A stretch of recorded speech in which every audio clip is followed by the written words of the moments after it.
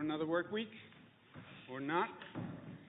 Everybody knows from my right, Dr. Jim Malatras, not a medical doctor, still a doctor. Medical doctor, Dr. Howard Zucker. To my left, Melissa DeRosa, Secretary to the Governor. To her left, Robert Mejica, Budget Director Extraordinaire. On the numbers, the number continues to increase. We're up to 8,658 new cases. Overall, we have 130,000 people who tested positive, 16,000 people in our hospital system, 13,000 people have been discharged. Number of deaths are up once again. Number of people we lost, number of New Yorkers, 4,758, which is up from 159, but which is effectively flat for 2 days. While none of this is good news, the possible flattening of the curve is better than the increases that we have seen. New York is still far and away the most impacted state. New Jersey is having real difficulty, and been speaking with Governor Murphy from New Jersey, and anything we can do together, we will. Michigan also. California has leveled off, and Louisiana is having a difficult time, so they're in our thoughts and prayers. Total number of hospitalizations are down.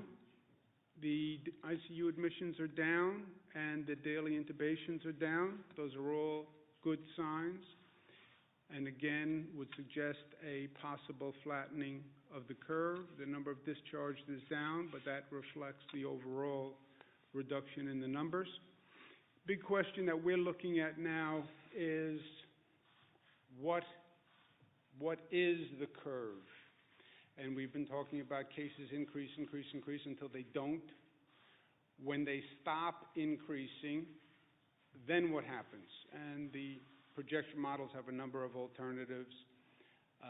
Some suggest basically the curve goes up and then drops precipitously. Some suggest there's a slight pause at the top. Some suggest there's a longer pause at the top, which is effectively a plateau effect. Or again, the straight up and straight down precipitous drop, which is the peak effect.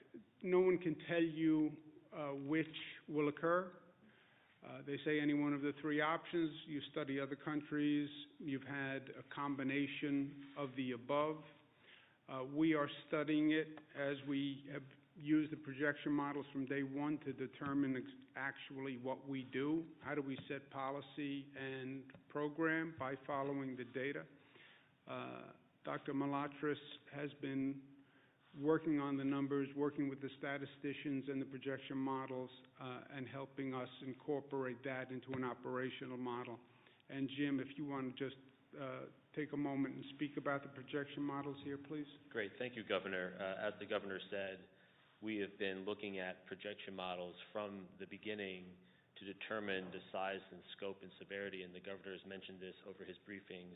We've been working with many organizations and using their data like Imperial College, the Institute for Health Metrics and Evaluation, Cornell, McKinsey, and others. And some of the initial projections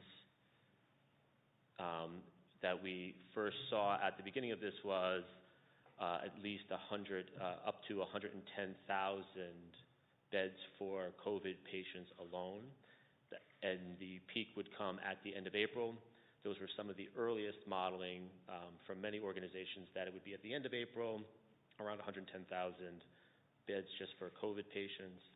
There are other models too that we were tracking, one being lower at about 55,000 COVID beds, but again, peaking at the end of April. We follow now that we have a pretty robust data set to go by for the last several weeks.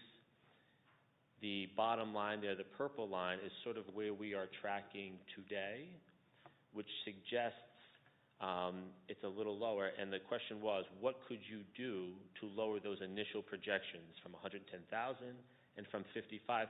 So a lot of the activity was, We saw where the statisticians and the folks looking at these types of models said it was going. So what activities and actions could you take to aggressively lower that overall number? And the answer really was, and what the governor has been doing, was aggressively enforce and enact social distancing to lower the overall number. And this number and the current data suggest that that is exactly what's happening. And it's not settled yet because we are going day by day, and the numbers, as the governor says, has changed a lot over the time based on what numbers come in. But this could suggest that we are indeed potentially at the apex, or beginning to be at the apex at this moment. Like the governor has said, there's been a range of models, 7 days, 14 days, 21 days, 30 days.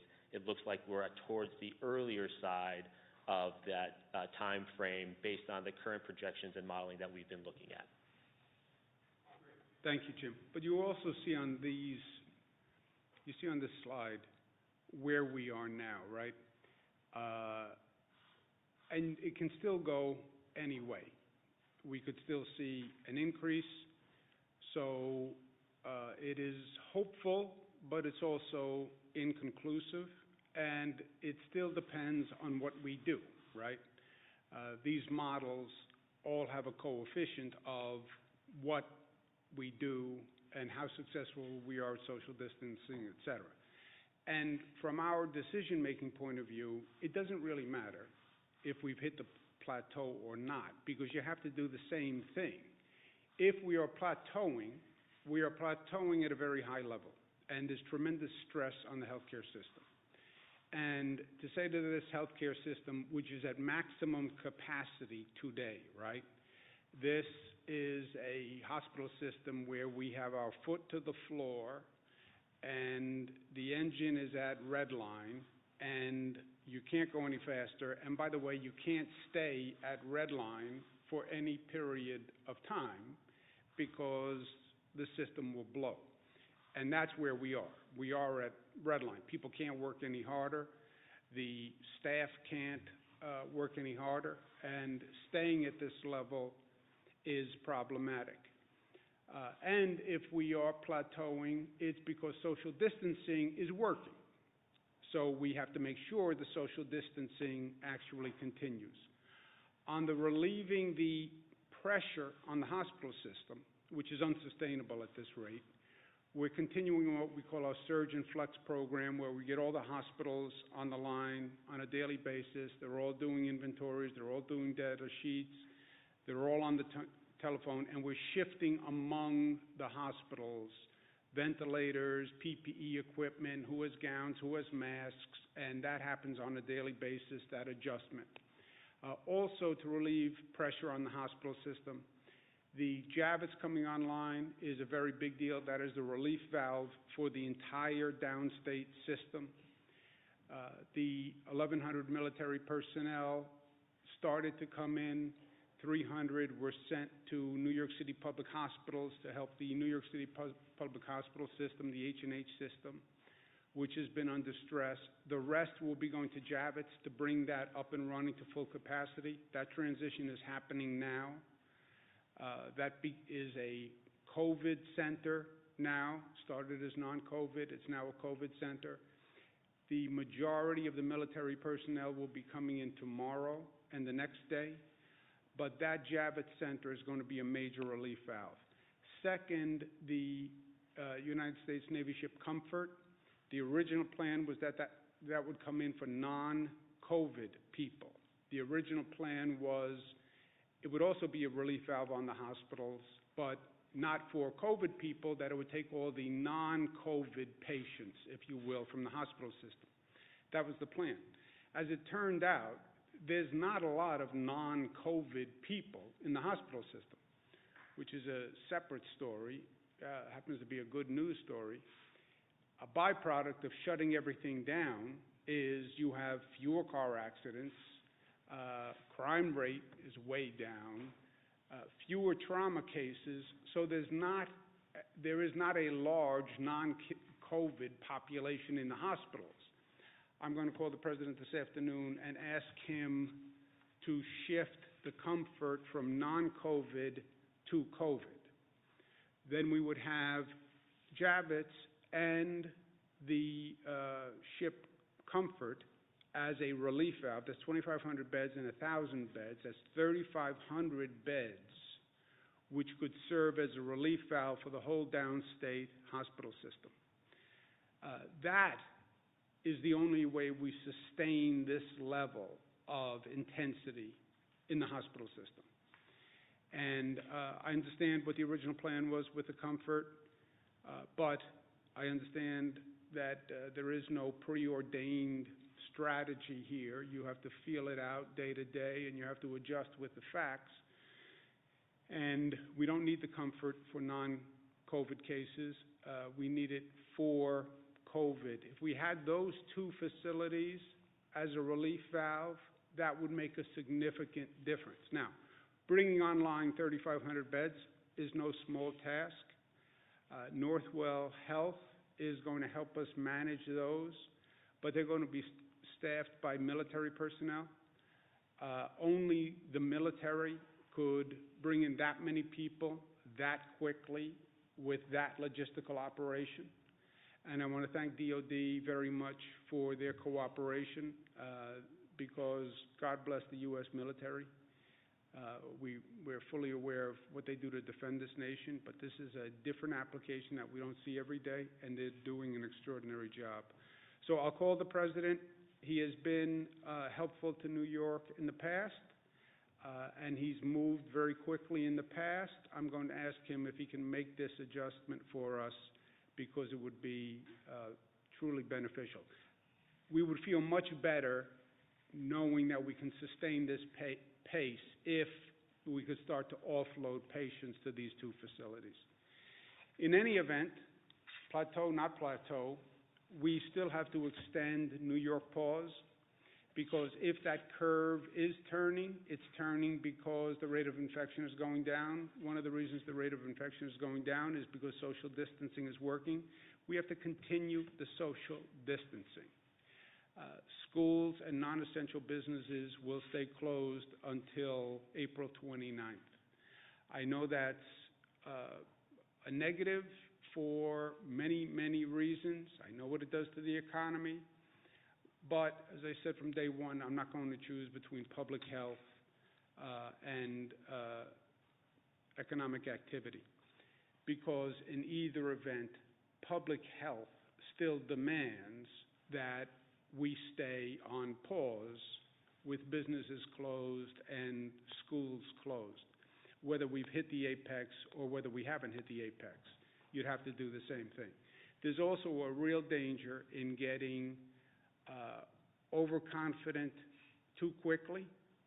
This is an enemy that we have underestimated from day one, and we have paid the price dearly.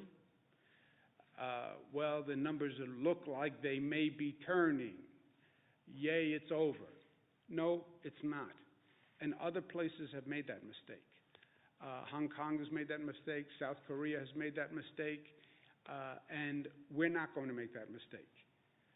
The weather is turning. People have been locked up. We've been talking about cabin fever. Now it's a nice day. I'm going to get out. I'm going to go take a walk. Now is not the time to do that. And frankly, there has been a laxness on social distancing, especially over this past weekend, that is just wholly unacceptable. Look, people are dying.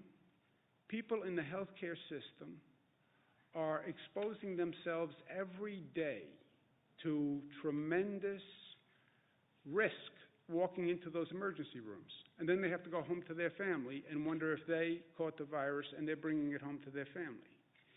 If I can't convince you to show discipline for yourself, then show discipline for other people.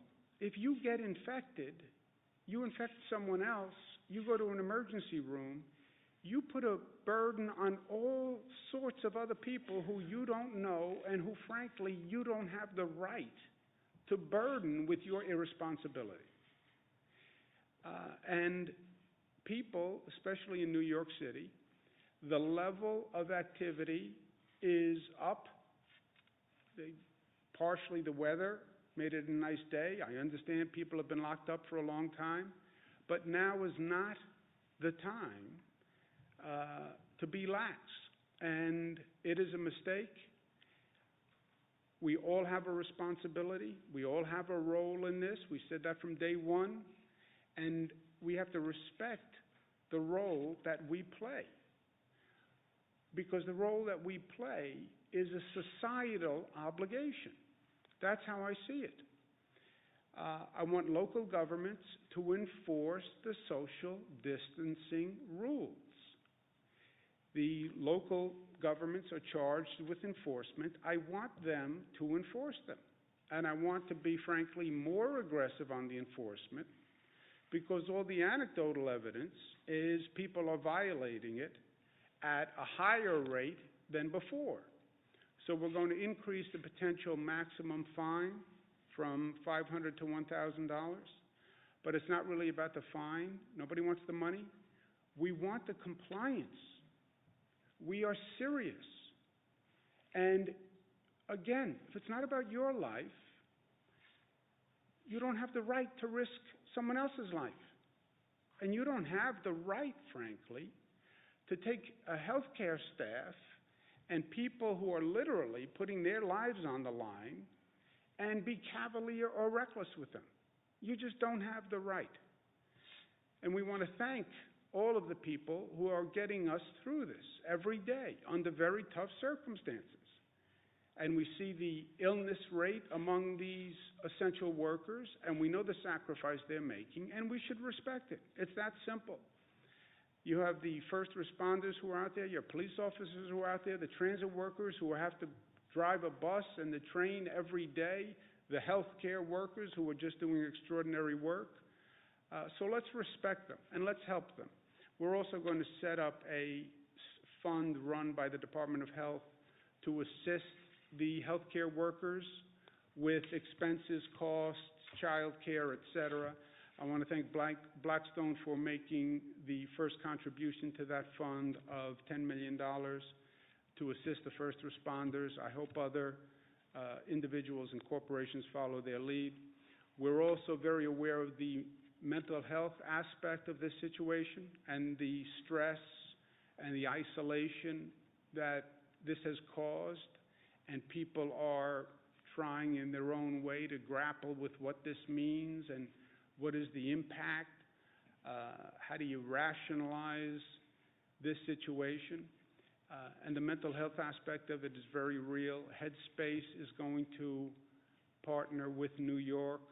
They're an app. They're going to have content for New York and free membership for New York, so we thank them. But we also have an emotional support hotline.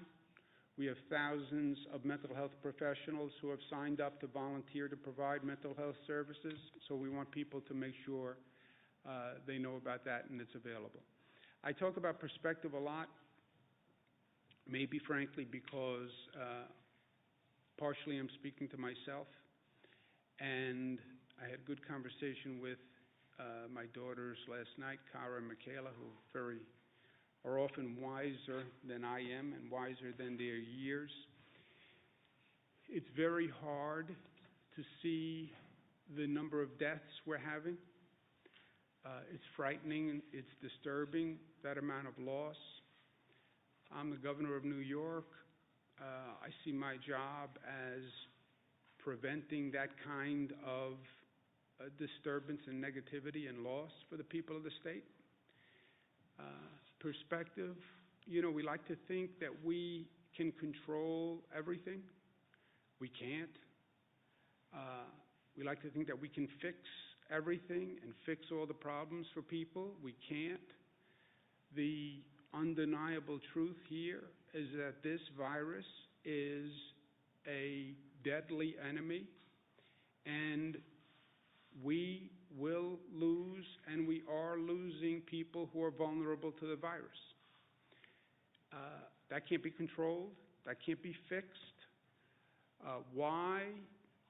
That's Mother Nature. That's a question that God can only answer. But control what you can. do what you can. The challenge is to make sure that we don't lose anyone who could have been saved if our healthcare system was operating fully. Don't lose anyone who you could save. That is a legitimate, ambitious goal of government. And that we have done so far. That we have done so far. Have we saved everyone? No. But have we lost anyone because we didn't have a bed, or we didn't have a ventilator, or we didn't have healthcare staff? No. The people we lost are the people we couldn't save. Not for lack of trying, and not for lack of doing everything that we could do as a society, not only as a government and as a healthcare system. So to the extent we can find peace in that, it helps me. And we are still New York tough, and New York tough means tough, but tough in a New York sense also means compassionate. It means that we are unified. It means that we are loving, because if you're really tough, the really tough guys, they're tough enough to show love, and because we're smart. And that's how we're going to get through this. Questions? Drug trial of hydroxychloroquine and chlorine going? We've allowed usage of the hydroxychloroquine with the zithromycin pack in hospitals at their discretion. The federal government is going to increase the supply to New York pharmacies. We had a 14-day limit on how much you could buy because so many people were trying to buy it. If the federal government increases the supply to New York, which they say they're going to do, then we could lift the 14-day limit. There are a lot of people who rely on this, who were relying on it, people with lupus, et cetera.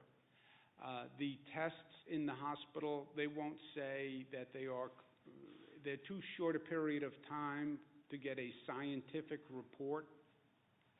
You know, hospital administrators, doctors want to have a significant data set before they give a formal opinion. Anecdotally, you'll get suggestions that it has been effective, but we don't have any official data yet from a hospital or a quote-unquote study, which will take weeks, if not months, before you get an official study. Is that a fair statement? So promising but not conclusive, it sounds like. On which? On that type of treatment in hospitals. Yeah, there has been anecdotal evidence that it is promising. That's why we're going ahead.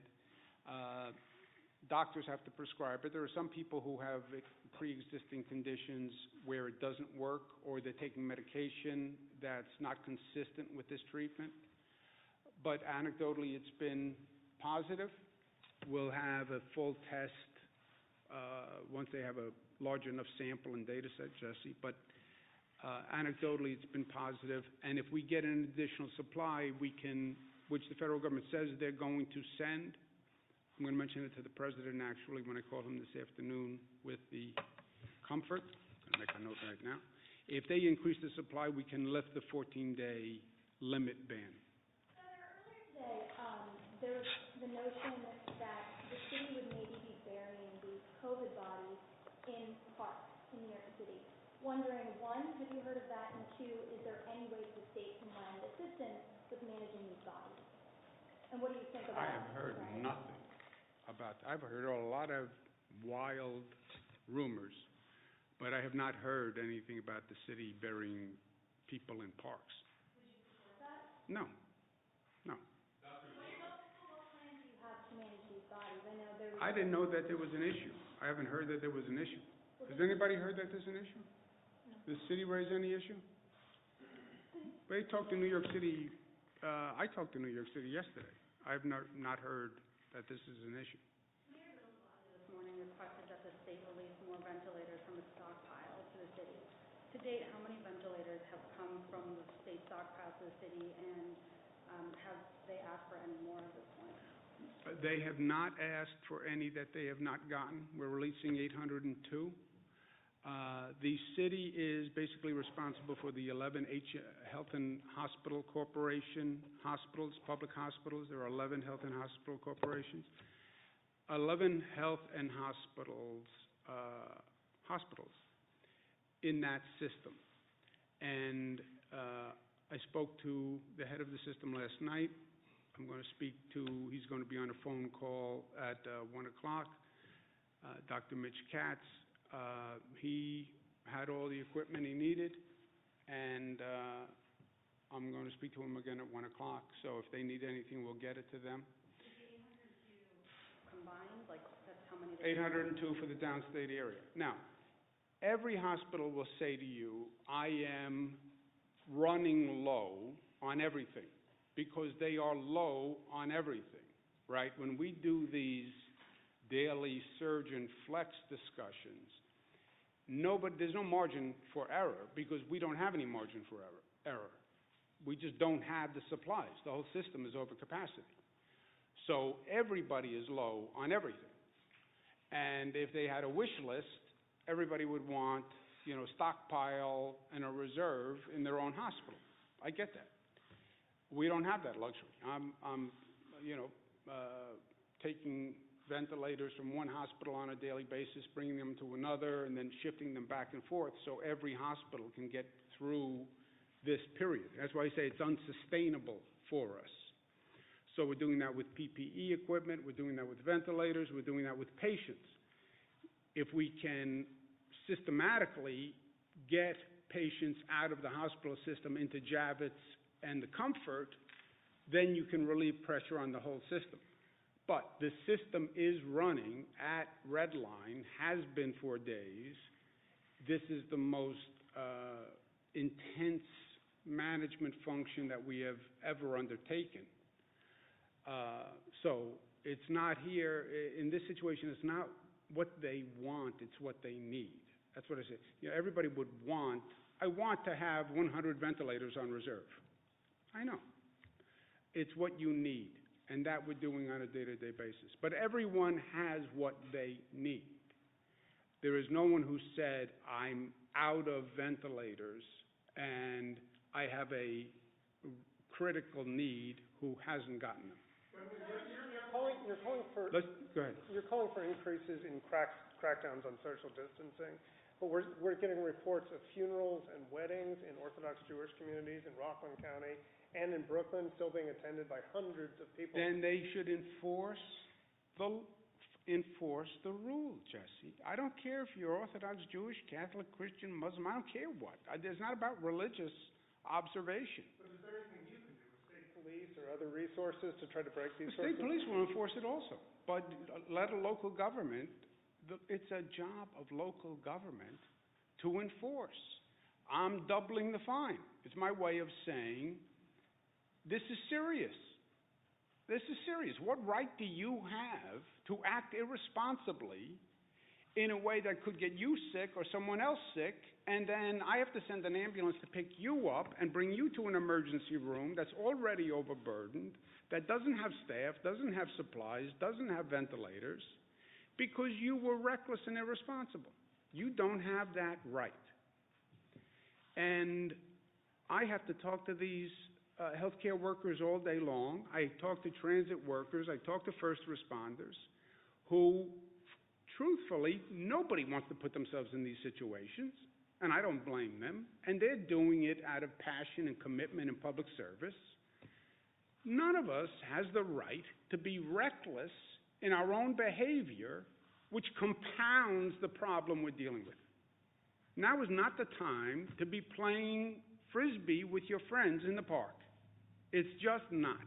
Now is not the time to go to a funeral with 200 people. Look, I'm living this with my own family. Yes, I understand grieving, and I understand how the religious services can help with the grieving process. And I understand how it's hard not to do that. But as a society, the risk is too great. Enforce the law. The localities have the legal right and responsibility to enforce the law. My doing the penalty, raising the penalty, is my way of saying, do it. Just do your job. Ventilators in New York are being used today? Oh, all of them. Or We're beyond capacity. the stockpile, like how much remains in the state's stockpile? We're beyond capacity. We are into the Plan B, C, D that we outlined, right? We are into using BiPAP machines instead of ventilators. We're into splitting ventilators, turning two into one with two sets of tubes. We are into all backup plans that we had. So how many ventilators are still in the state stockpile, though, at this point? The stockpile, I don't know. I can get you the number, but we are over capacity for the number of ventilators in the whole system. We're using BiPAP machines, we're using splitting, et cetera. I guess that begs the question, though, why not, if there are still ventilators in the state stockpile, why don't you send them to New York, to the city? No, we don't have anyone who says they need them now who doesn't have them. But you just said they're over capacity. Well, they're using the Plan B, C, D. We can't give everybody a ventilator for every situation. We have 9,000 BiPAP machines, for example. We're using the BiPAP machines, we're using the other machines. But we don't have anyone who says the 802 that we're sending today represents the number that people say they need now. Let me say that. Election, 10 people have gotten sick and 3 people have passed away. Do you think they should continue processing petitions or challenging petitions? We extended the deadline, the voting and filing deadline. So I don't know what else legally that we could do than extend the deadline. You'd have to cancel elections, period, for the year, and I don't think we're in that position. We've extended the use of absentee ballots. Governor, are portions of nursing homes being set aside to treat COVID patients? Are portions of nursing homes being set aside to treat COVID patients? We're working with the nursing homes and trying to cohort patients within the nursing homes. Remember, this is something which we've identified in multiple nursing homes across the state. So does that mean you'll be moving COVID patients to facilities that are otherwise COVID-free? No, within those nursing homes, we're working to make sure that we minimize the spread of the COVID disease within that place, that facility. And Governor, regarding unemployment, I'm sorry. In other words, what Dr. Zucker is saying is, when you have a COVID patient who has been in that facility, they're trying to isolate the COVID patients on one side of the facility. We're not using a nursing home to treat COVID people. We're not bringing a COVID person into a nursing home. Regarding unemployment, is there any break in that log jam? And we're hearing that people who are on the hook to pay child support or spousal support who are out of work are having difficulty coming up with the money. Can the state help them out in any way? The Labor Department website, the unemployment website, do you know anything about that? Yeah, so we've now partnered with Google. We're going to be releasing a new interface by the middle of this week. They've moved from 5-day-a-week hotline to 6-day-a-week headline. They're now 7-day-a-week headline. They've expanded the hours. We've gone from 4 servers to 50 servers. They're trying to do the queue by last name so that if you're between A and D, you call on Monday, and separating them out to try to manage some of the volume. But just so everyone understands, at the peak of the 2008 crisis, in the single largest day of claims was 13,000 in one day. We had 6 times that 2 days ago. So this volume is something that we've never experienced before, and it's frustrating and it's horrible and it's unacceptable, but we just ask that people remain patient, and we are working at it. We just put 300 more people in addition to the 700 people that were manning the call system. So we are trying to do everything we can to attack this issue.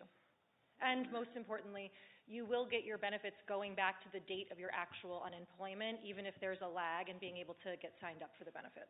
Governor, the Florida Regents this morning announced they were canceling the Regents that were going to be held in June. Do you agree with that decision, or are they planning? I haven't even looked at their decision on the Regents. Governor, It sounds right, but I haven't even looked at it. the de Blasio administration canceled the pilot program to open streets for New Yorkers in order to encourage social distancing, et cetera. But but they announced they're shutting that down because there weren't enough New Yorkers to justify that. What do you think about that? Was that a failure of that attempt? And also, you just increased penalties, so what's going on here? I don't know, New York City localities make decisions on their own on local issues. So I have no reason, I don't have any opinion on what the mayor did. I just don't know the facts well enough on that program. The social distancing, we have, again, hopeful news in the data that it could be slowing, plateauing, turning, but it's also dependent upon what we do and how we handle ourselves. And we know that social distancing is important. That's why I'm extending the ban on keeping businesses closed, extending the ban on schools. But people, it's individual behavior that has been problematic over the weekend. I get that it was a nice day and the weather was good and people have been cooped up. I get it. I get it all. I'm living it just like everybody is living it. But we get reckless, we change, or we're not compliant on social distancing, you will see those numbers go up again. That's why I showed you the Hong Kong, the China experience. They let their foot off the gas too quickly. And we have been behind on this virus from day one.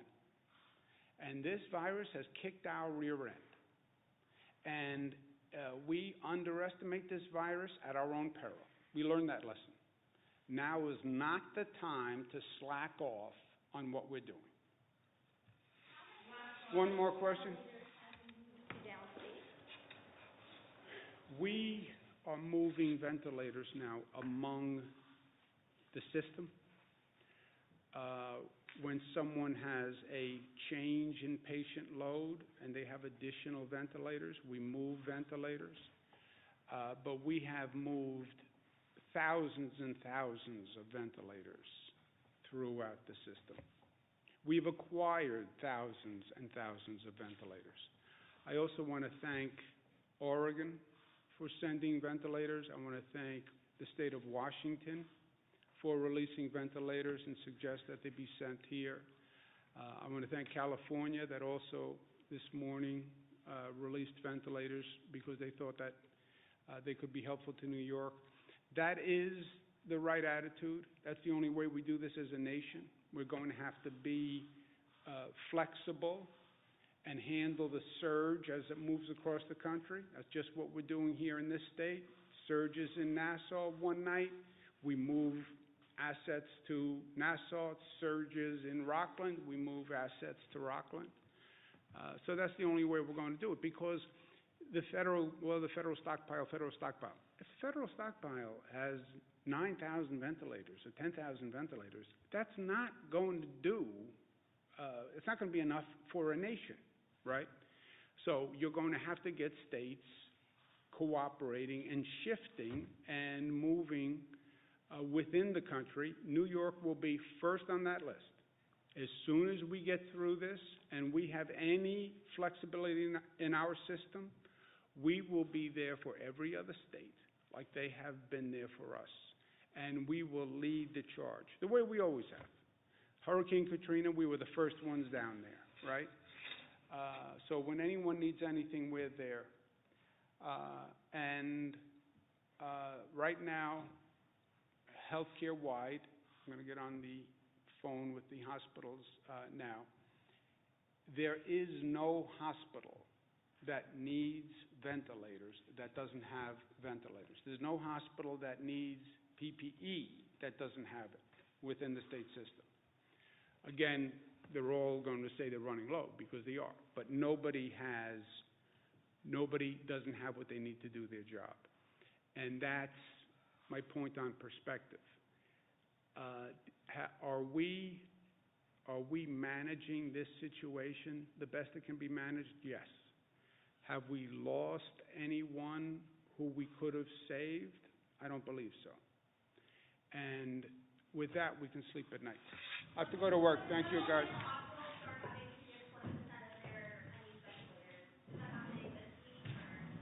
don't need any additional ventilators right now, and we have California has released ventilators, State of Washington has released ventilators.